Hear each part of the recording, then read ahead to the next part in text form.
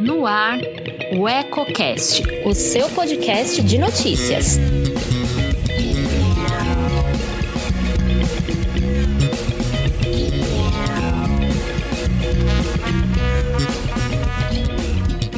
Olá, aqui é a Priscila Pegatin e te convido a acompanhar agora o Eco Brasil, com as principais notícias do país nesta quinta-feira, dia 30.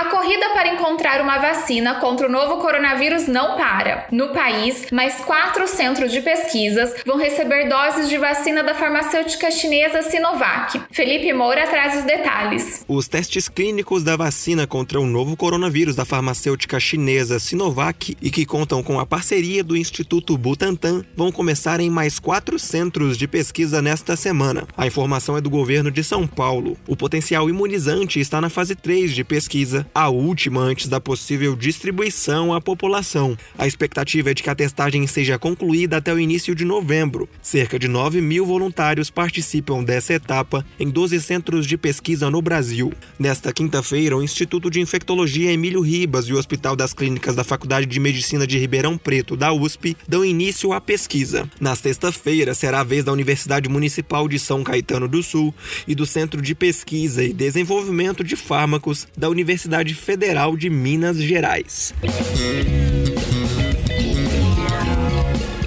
A cédula de R$200 deve circular no Brasil a partir de agosto. A novidade já deu o que falar na internet. Diego Cigales conversou com representantes do Banco Central sobre a nova nota. Um 7º tipo de cédula passará a circular no Brasil a partir do mês de agosto.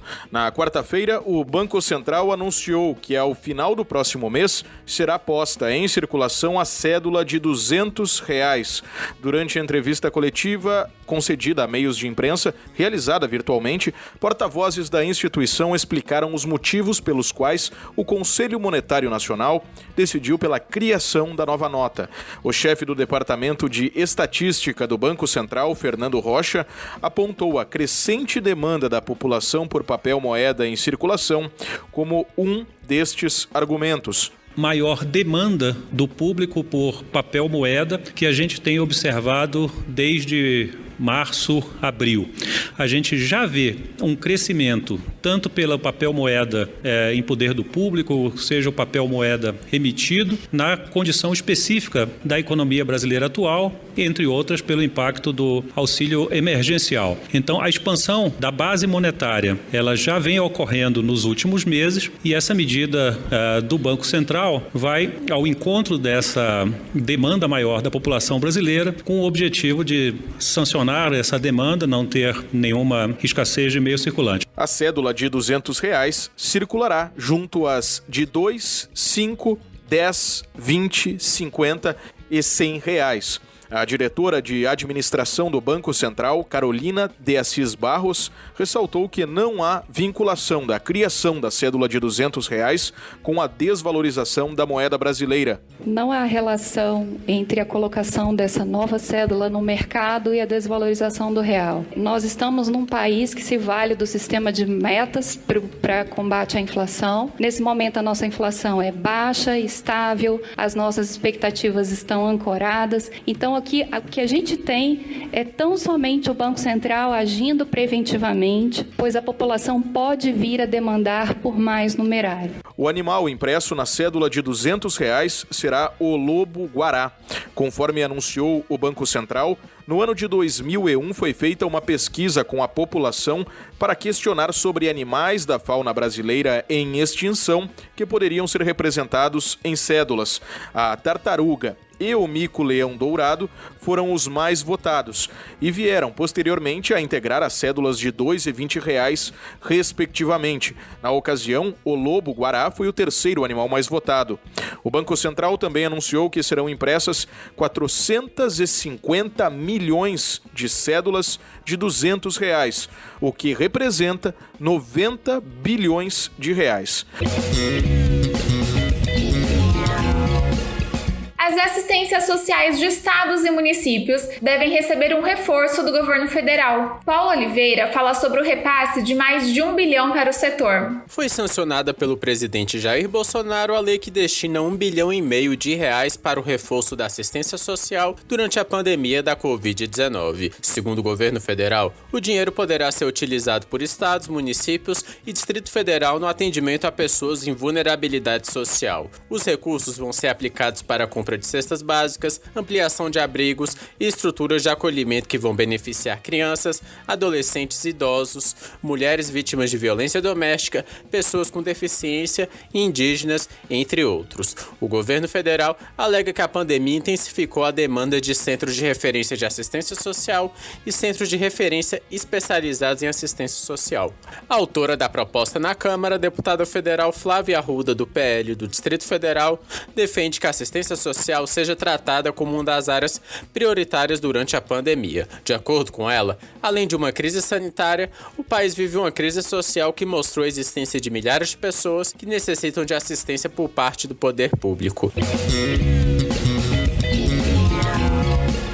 Foi prorrogada por mais 30 dias a suspensão de visitas em presídios federais. A medida visa evitar a propagação do novo coronavírus também entre os presos. Reportagem de Daniel Marques. Por conta da pandemia do novo coronavírus, o Departamento Penitenciário Nacional, o DEPEN, decidiu prorrogar por 30 dias a suspensão de visitas nas penitenciárias federais. Também continuam proibidas as atividades educativas e de trabalho, visitas religiosas e escoltas. A primeira suspensão de visitas começou a valer em 16 de março. Desde então, a medida tem sido prorrogada, completando cerca de 23 semanas sem visitas aos detentos. A entrada de advogados continua permitida, desde que seja para atender demandas urgentes ou para atender presos que não tiveram os prazos processuais suspensos. Escoltas para cumprir requisições judiciais também estão permitidas. A portaria, publicada no Diário Oficial da União na última quarta-feira, também pede que as penitenciárias federais isolem presos com mais de 60 anos ou com doenças crônicas para evitar que eles sejam expostos ao vírus.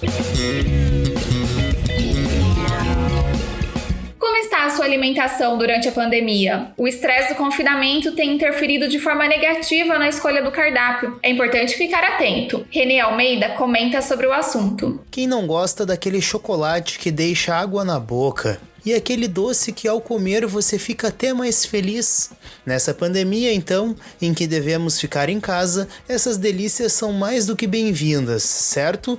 Errado. De acordo com uma pesquisa da Fiocruz, 63% dos jovens de 18 a 29 anos responderam que comem chocolates e doces pelo menos 2 vezes na semana. O aumento em relação ao que eles afirmavam que consumiam antes da pandemia foi de 6%. Embutidos, hambúrgueres e congelados também cresceram na preferência do público. A pesquisadora da Fiocruz, Célia Schwarkwald, acredita que o confinamento e o consequente aumento do estresse levou a uma alimentação menos saudável. Fora isso, também, as pessoas têm que cozinhar para a família inteira, porque muitas delas não tinham esse hábito. Comiam no trabalho, às vezes as crianças lanchavam na escola, comiam na escola, e de repente a vida mudou, né? Então há um abuso de alimentos congelados, um abuso de comidas que são fáceis de preparar.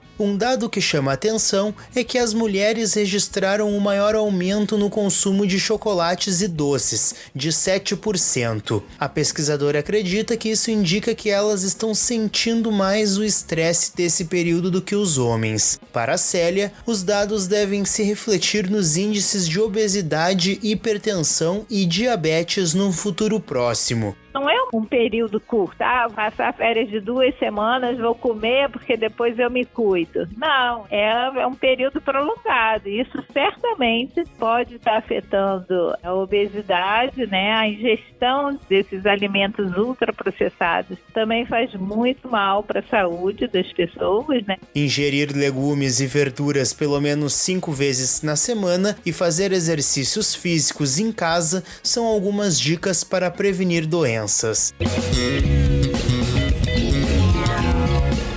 O Eco Brasil Ecocast de hoje fica por aqui. Esta é uma parceria com as agências Brasil 61 e Rádio Web. Nos encontramos amanhã, no mesmo horário. Se preferir, ouça nosso podcast a qualquer hora do seu dia. Inscreva-se em nosso canal e ative as notificações para se manter bem informado. Não esqueça de deixar o seu like e compartilhar com os amigos. Até mais!